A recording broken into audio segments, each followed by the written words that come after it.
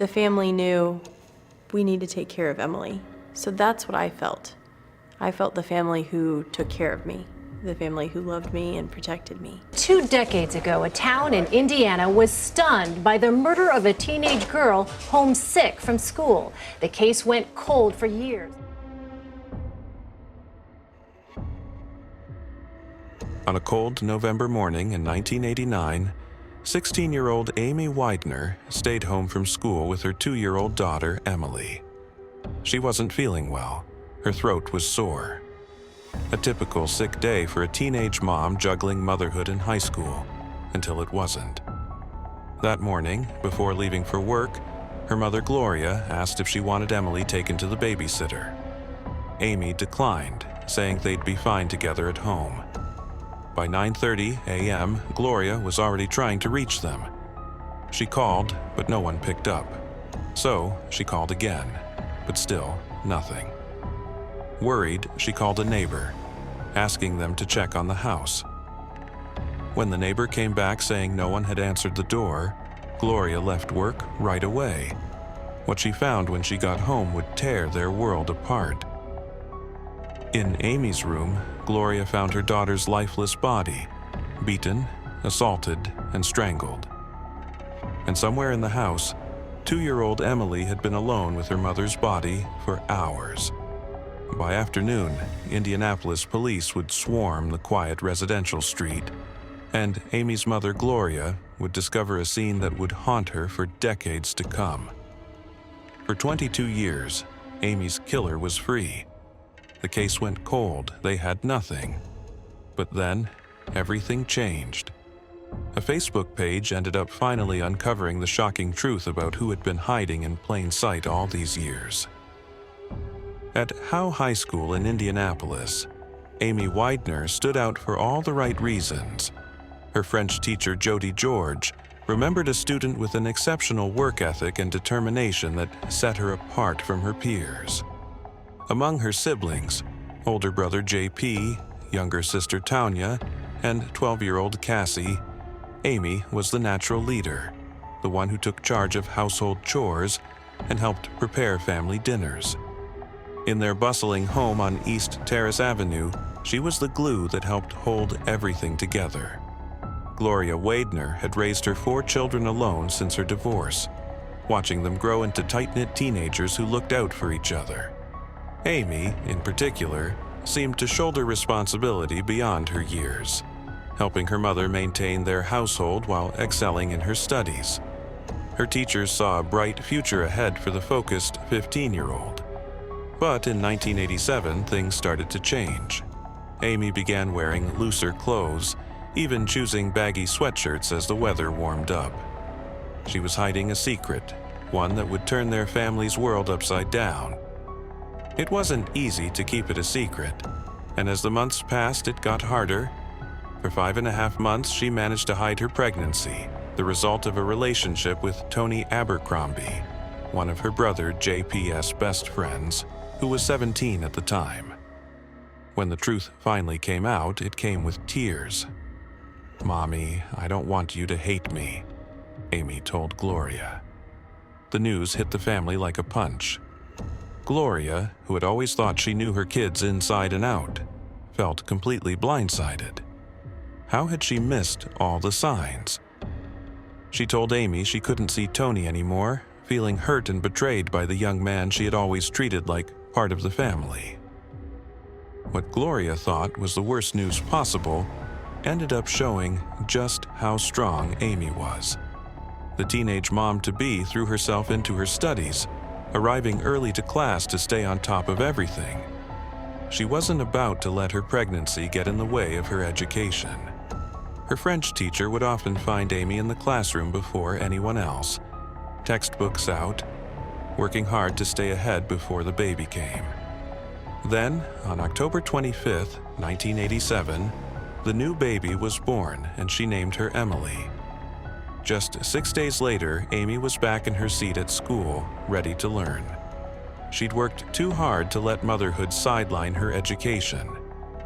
While other teens were stressing over homework and social stuff, Amy managed to juggle algebra with diaper changes, French conjugations with midnight feedings. It wasn't an easy life, but it was definitely a life she lived happily, until that day. That November morning started like any other, except Amy woke up with a sore throat. It was hurting much for school, and Emily, also feeling under the weather, would stay home with her mother instead of going to the babysitter. Before heading to work, Gloria peeked into Amy's room one last time. "Do you want me to take Emily to the babysitter?" she asked, hoping her daughter could get some rest. Amy shook her head, saying they'd be fine at home. It would be the last time she would hear her daughter's voice. By 9:30 a.m., Gloria grabbed her phone at work to check in on them. She called, but it just kept ringing with no answer. Weird, she thought. Maybe they were napping. So, she tried again a few minutes later. Still nothing, just endless ringing. That's when a knot of worry started to form in her stomach. This wasn't like Amy. She always picked up. Feeling more and more uneasy, Gloria called their neighbor, asking if they could stop by and knock on the door, just to check if everything was okay. The neighbor agreed, but called back a few minutes later with news that only made Gloria's worry worse. No one was answering the door. There was complete silence inside. No movement, nothing through the windows. Gloria didn't hesitate. Something was wrong. She gathered her things and left work immediately, her mind racing through possibilities as she drove home. Maybe they'd gone to the doctor. Maybe they were sleeping deeply. Maybe the phone was off the hook. But deep down, a mother's instinct told her this was different. This was wrong. What she found in Amy's bedroom would forever divide their lives into before and after. Amy lay unmoving on her bed, beaten and strangled. 2-year-old Emily was in the house, unharmed but alone with her mother's body. The toddler would later tell investigators, using finger puppets, how she had run back and forth between the bedrooms that morning. The investigation began immediately.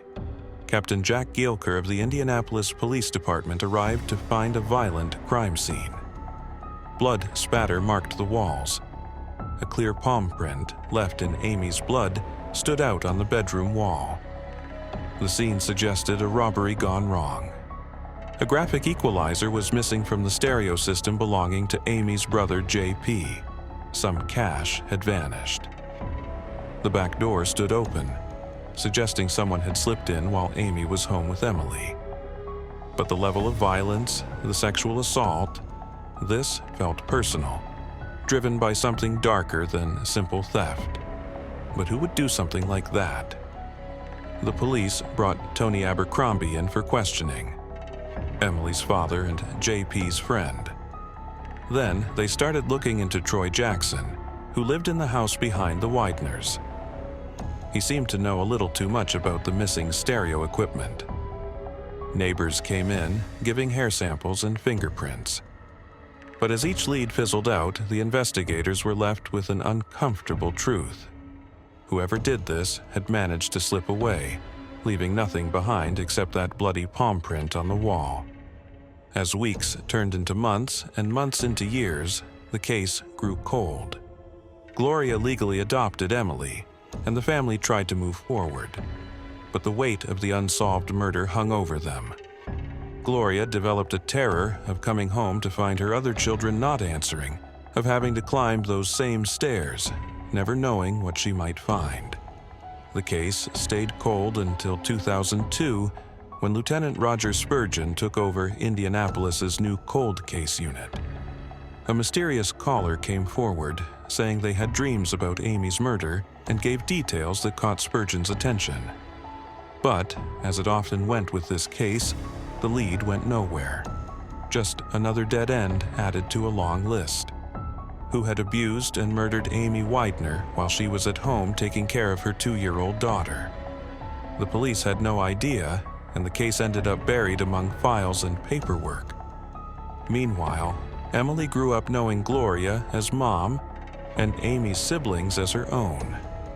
She watched family videos and noticed the sharp divide. Before Amy's death, the family was happy, celebrating birthdays together. After, something changed. The joy dimmed. The family struggled to talk about what happened, but this wouldn't be the end of it all. After 22 long years, the breakthrough finally came in 2011, and it all started with Facebook. A memorial page for Amy caught the eye of a cold case detective who wasn't familiar with the platform. He asked Detective Sergeant Bill Carter, who worked as a nuisance abatement officer, to help print the page. Carter had never worked a homicide case before, but something about Amy's story grabbed his attention. He started looking into it on his own time, going through old files, tracking down former neighbors, and collecting DNA from suspects who had been cleared before.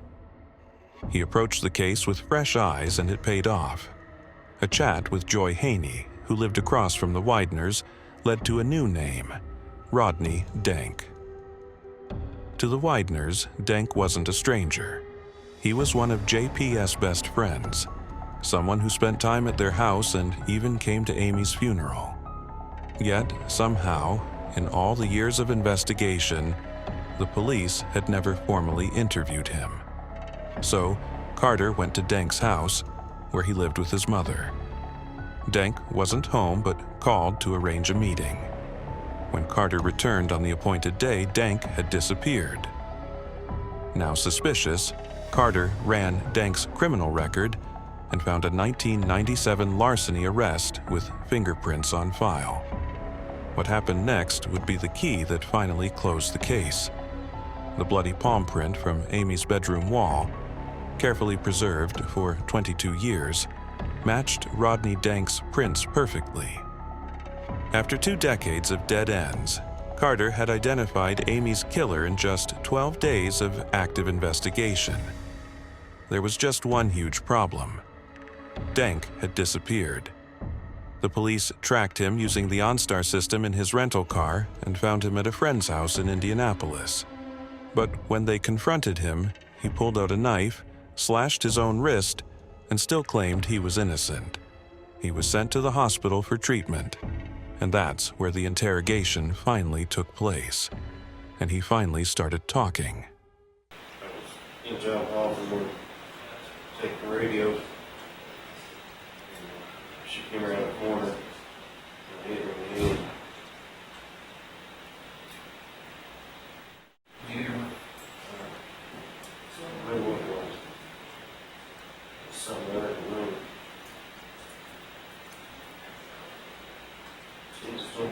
It don't seem real. His confession laid out the horrible truth. Dank had broken into the house to steal from JP's room, not expecting anyone to be there. But when Amy confronted him, he hit her in the head. Things quickly spiraled out of control, and Amy was abused and murdered. All this happened while 2-year-old Emily was in the house, though Dank insisted he never saw or heard her. In June 2013, with all the evidence stacked against him, Rodney Dank finally pleaded guilty to murder and rape. He was sentenced to 65 years in prison. That bloody palm print he'd left at the scene, kept intact by determined investigators for over 20 years, was what ultimately brought him to justice. As Emily grew up, she moved to California after graduating from Purdue University, needing some distance from the tragedy that had defined her life.